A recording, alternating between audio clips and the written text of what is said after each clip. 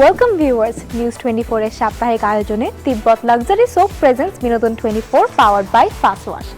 সপ্তাহ জুড়ে ছবি জঙ্গনে ঘটে যাওয়া আলোচিত চমকপ্রদ সব ঘটনা আর তার অন্তরালের গল্প নিয়ে চলে এসেছি আমি সাইদা। দেশের বিনোদন জগতের নতুন দিগন্তের বার্তা নিয়ে অনুষ্ঠিত হয়ে গেল Bangladesh institute of film and arts BIFA অ্যাওয়ার্ডসের পঞ্চম আসর। চোখ ধাঁধানো এই অনুষ্ঠানে উপস্থিত হয়েছিলেন ছবি জঙ্গনের সব তারকারা।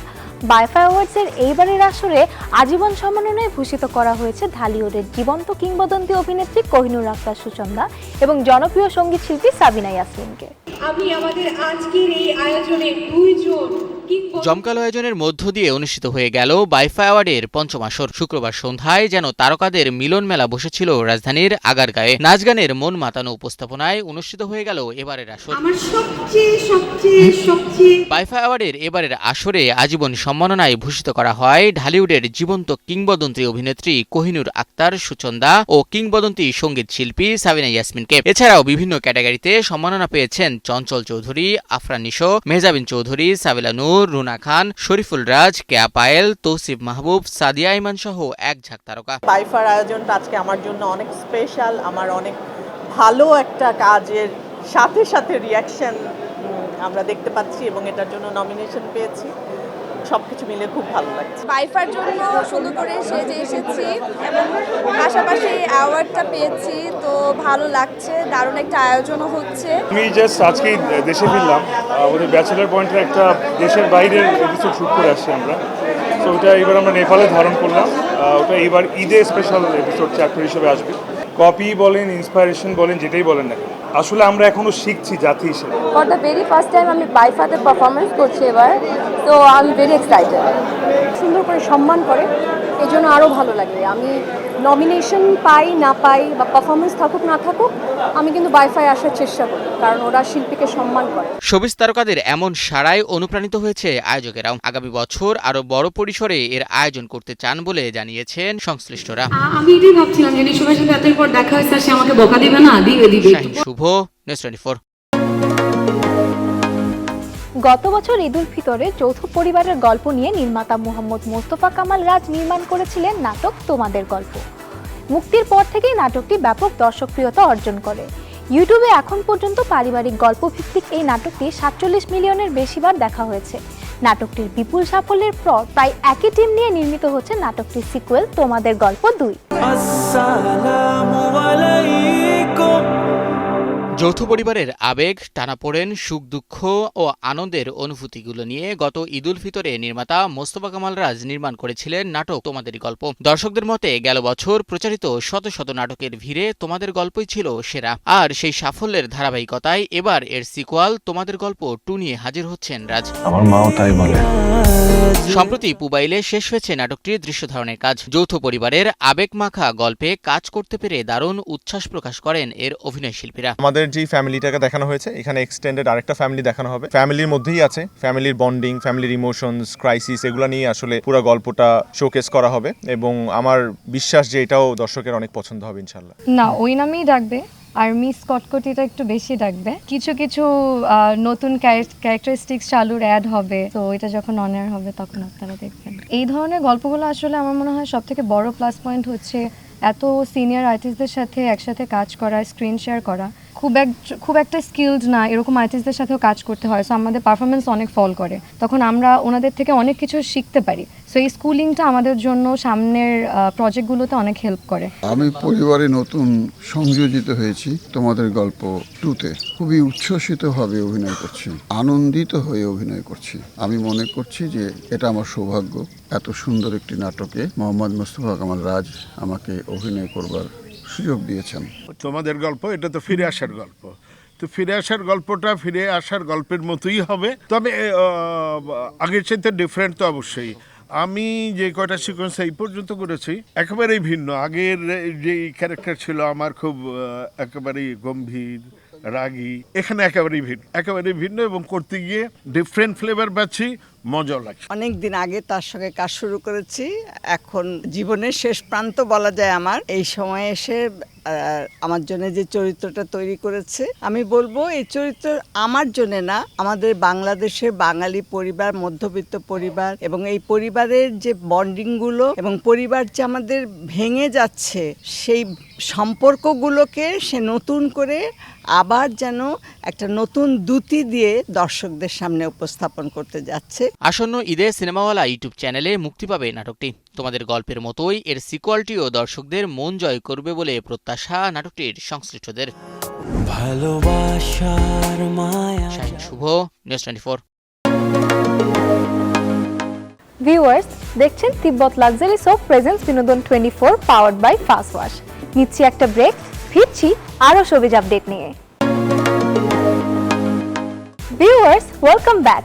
দেখছেন তিব্বত লাক্সারি সোপ প্রেজেন্স বিনোদন 24 পাওয়ার্ড বাই ফাস্ট ওয়াশ। চলুন দেখে নিই শোবিজ দুনিয়ার আরো কিছু আপডেট। বাংলাদেশ চলচ্চিত্র শিল্পী সমিতির আগামী নির্বাচনে সভাপতি পদে লড়তে যাচ্ছেন ঢাকাই সিনেমার জনপ্রিয় চিত্রনায়ক বাপ্পা রাজ। একই প্যানেল থেকে সাধারণ সম্পাদক পদে প্রার্থী হবেন চিত্রনায়িকা রুমানা ইসলাম মুক্তি। এবার নির্বাচনে দুটি প্যানেল দেখা যাবে। অন্য প্যানেল থেকে সভাপতি পদে শিবা সানু এবং সাধারণ সম্পাদক পদে জয় চৌধুরী প্রতিদ্বন্দ্বিতা করবেন। তবে এখনও আনুষ্ঠানিকভাবে নির্বাচনে অংশ নেওয়ার ঘোষণা দেননি বাপ্পা রাজ। অন্যদিকে এরই মধ্যে সাধারণ সম্পাদক পদে প্রতিদ্বন্দ্বিতার ইচ্ছা প্রকাশ করেছেন রুমানা ইসলাম মুক্তি। আগামী জুলাইয়ের শেষ অথবা আগস্টের শুরুতে অনুষ্ঠিত হতে পারে নির্বাচন। সময়টা খুব একটা ভালো যাচ্ছে না ছোট পর্দার জনপ্রিয় অভিনেত্রী তানিয়া বৃষ্টি। গত ফেব্রুয়ারি মাস থেকে গুরুতর অসুস্থতায় ভুগছেন তিনি। অল্প সময়ের ব্যবধানে দুইবার মস্তিষ্কে টিউমারের অস্ত্রোপচার করা হয়েছে। বর্তমানে শারীরিক অবস্থা কেমন তা নিয়েও ভক্তদের মাঝে ব্যাপক উদ্বেগ কাজ করছে। তানিয়া বৃষ্টি এখনও পুরোপুরি সুস্থ নন। শনিবার সোশ্যাল মিডিয়ার এক পোস্টে দ্রুত সুস্থতার জন্য ভক্ত ও শুভাকাঙ্ক্ষীদের কাছে দোয়া চেয়ে তার পেজের অ্যাডমিন লেখেন, আমাদের সবার প্রিয় অভিনেত্রী তানিয়া বৃষ্টি আপু শারীরিকভাবে কিছুটা অসুস্থ আছেন, তবে চিন্তার তেমন কিছু নেই। তিনি চিকিৎসকের পরামর্শ অনুযায়ী বিশ্রামে আছেন। 5 বছর বিরতির পর নতুন কাজ নিয়ে আবারও পর্দায় ফিরে এলেন রেহানা মরিয়ম নূর খ্যাত নির্মাতা আব্দুল্লাহ মোহাম্মদ সাদ। বিশ্বের অন্যতম প্রভাবশালী সিরিজ কেন্দ্রিক মর্যাদাপূর্ণ উৎসব সেরিয়ান ক্যাম্প ফেস্টিভ্যালে ওয়েমেন ইন সিরিজ বিভাগে বিশ্ব প্রিমিয়ারের জন্য নির্বাচিত হয়েছে বাংলাদেশি সিরিজ অ্যানি। সিরিজটিতে নাম ভূমিকায় অভিনয় করেছেন নাজিফা তুষি। এর নির্মাণ ভাবনার পাশাপাশি চিত্রনাট্য ও পরিচালনা করেছেন সাদ নিজেই। সাদের হাত ধরে প্রথমবারের মতো বাংলাদেশের কোনো সিরিজ নির্বাচিত হয়েছে সেরিয়ান ক্যাম্প ফেস্টিভ্যালে। জার্মানির কোলনে অনুষ্ঠিত এই উৎসবে আগামী 9 জুন এই মিনি সিরিজটির প্রদর্শনী অনুষ্ঠিত হবে। মৃত্যুর 17 বছর পরও বিশ্ব সঙ্গীত অঙ্গনে নিজের দাপট বজায় রেখেছেন পপ সম্রাট মাইকেল জ্যাকসন। সদ্য প্রকাশিত গ্লোবাল ডিজিটাল আর্টিস্ট র্যাঙ্কিংয়ে তিনি আবারও শীর্ষস্থান দখল করেছেন। পেছনে ফেলেছেন জাস্টিন বিবার, টেলর সুইফট সহ সমসাময়িক জনপ্রিয় তারকাদের। তথ্য বিশ্লেষণকারী সংস্থার সর্বশেষ র্যাঙ্কিং অনুযায়ী বিভিন্ন ডিজিটাল প্ল্যাটফর্ম এবং গান শোনা এবং স্ট্রিমিংয়ের ভিত্তিতে তৈরি তালিকায় মাইকেল জ্যাকসন 11,157 পয়েন্ট নিয়ে শীর্ষে আছেন। দ্বিতীয় স্থানে থাকা জাস্টিন বিবার পেয়েছেন তার চেয়ে প্রায় 5,000 পয়েন্ট কম। তৃতীয় স্থানে রয়েছেন জনপ্রিয় কে পপ ব্যান্ড বিটিএস, তার পয়েন্ট 4,397। চতুর্থ স্থানে রয়েছে ব্যাড বানি, আর পঞ্চম স্থানে রয়েছে টেলর সুইফট। ভিউয়ার্স, দেখছেন তিব্বত লাক্সারি সোপ প্রেজেন্স বিনোদন 24 পাওয়ার্ড বাই ফাস্ট ওয়াশ। নিচ্ছি একটা ব্রেক, ফিরছি আরও শোবিজ আপডেট নিয়ে।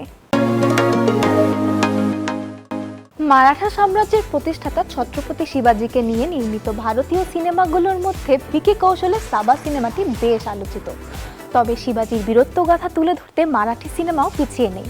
গত 1 মে মুক্তি পেয়েছে রিতেশ দেশমুখ পরিচালিত ও অভিনীত সিনেমা রাজা শিবাজি। আর সিনেমাটির মুক্তির পর থেকে বক্স অফিসে ঝড় তুলেছে, যা মারাঠি সিনেমার ইতিহাসে অন্যতম রেকর্ড গড়া ওপেনিং।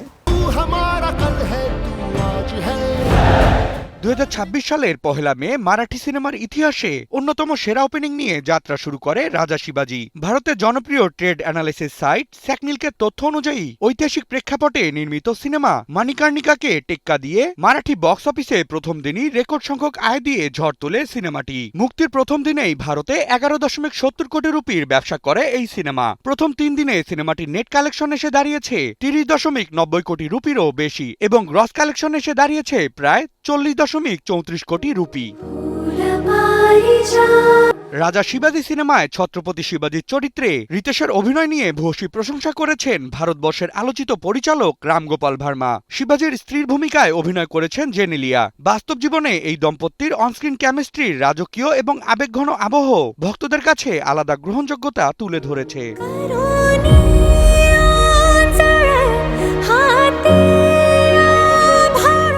রিতেশ জেনেলিয়া ছাড়াও সালমান খান, অভিষেক বচ্চন, বিদ্যা বালান, সঞ্জয় দত্ত, ফারদিন খান এবং ভাগ্যশ্রী সহ এক ঝাঁক তারকার উপস্থিতি সিনেমাটিকে এক অনন্য মাত্রায় নিয়ে গেছে। এতে সঞ্জয় দত্তকে দেখা যায় বিশ্বস্ত সেনাপতির চরিত্রে, প্রভাবশালী এক নারীর ভূমিকায় বিদ্যা বালান এবং ভাগ্যশ্রী রয়েছে অন্য এক ঐতিহাসিক চরিত্রে। ফলে চরিত্রভিত্তিক এই তারকা বপুল সিনেমায় তাদের প্রত্যেকের উপস্থিতি যেন ছবিতে যোগ করেছে ভিন্ন এক মাত্রা।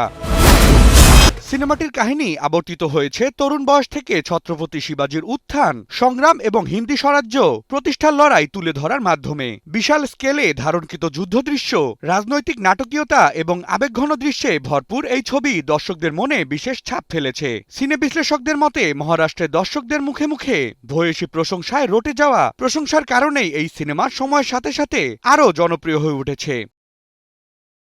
তবে ছবিটি ঘিরে বিতর্ক কম হয়নি। ইতিহাস বিকৃতির অভিযোগ উঠতেই সামাজিক মাধ্যমে সরব হয়েছেন রিতেশ। সর্বোপরি বলা যায়, রোমান্টিক বা কমেডি ঘরানার পরিচিত ইমেজ ভেঙে প্রথমবারের মতো রিতেশের এই ঐতিহাসিক প্রত্যাবর্তন মারাঠি সিনেমার ইতিহাসে এক নতুন অধ্যায়ের সূচনা করেছে।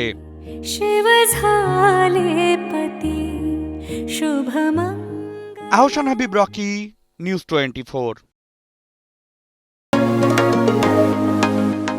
বলিউড সিনেমার ইতিহাসে অভিনেতা ইরফান খান মানে যেন পুরো একটা অ্যাক্টিং ইনস্টিটিউট, যার অকাল প্রয়াণে শূন্যতা আজও অপূরণীয়। প্রয়াত এই কিংবদন্তি অভিনেতা ইরফান খানের ষষ্ঠ মৃত্যুবার্ষিকী উপলক্ষে দর্শকের জন্য এলো এক বিশেষ চমক। দীর্ঘ 25 বছর ধরে বক্সবন্দি হয়ে থাকার পর অবশেষে আলোর মুখ দেখল ইরফান ও বিদ্যা বালান অভিনীত cinema the last tenant.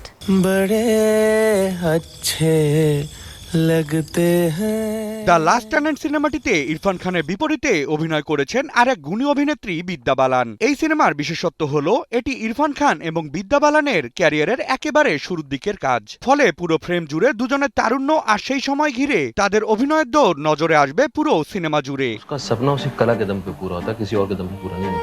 Irfan খানের মৃত্যুবার্ষিকীকে স্মৃতির পাতায় শ্রদ্ধা জানিয়ে দুষ্প্রাপ্য এই ছবিটি ইউটিউবে মুক্তি দেওয়া হয়েছে। প্রায় 25 বছর আগে সিনেমাটি পরিচালনা করেছিলেন চিত্রনাট্যকার সার্থক দাশগুপ্ত। তবে নানান প্রতিকূলতায় তার মুক্তির দেখা পায়নি।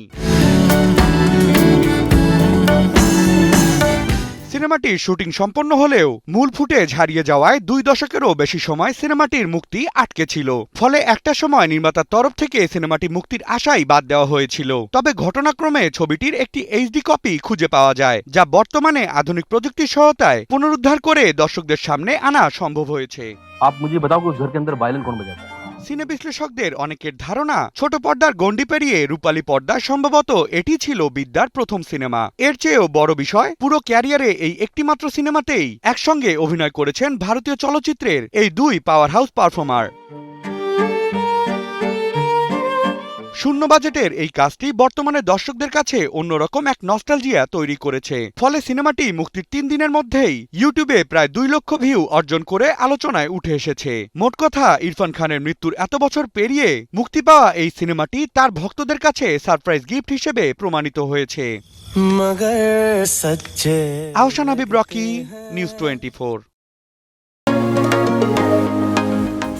ভিউয়ার্স, শেষ করছি আমাদের সাপ্তাহিক আয়োজন তিব্বত লাক্সারি সোপ প্রেজেন্টস বিনোদন 24 পাওয়ার্ড বাই ফাস্ট ওয়াশ। ছবি জঙ্গনের আলোচিত সব ঘটনা আর তার অন্তরালের গল্প জানতে দেখতে থাকুন বিনোদন 24। দেখা হবে আগামী সপ্তাহের নতুন আয়োজনে। Stay tuned, news 24।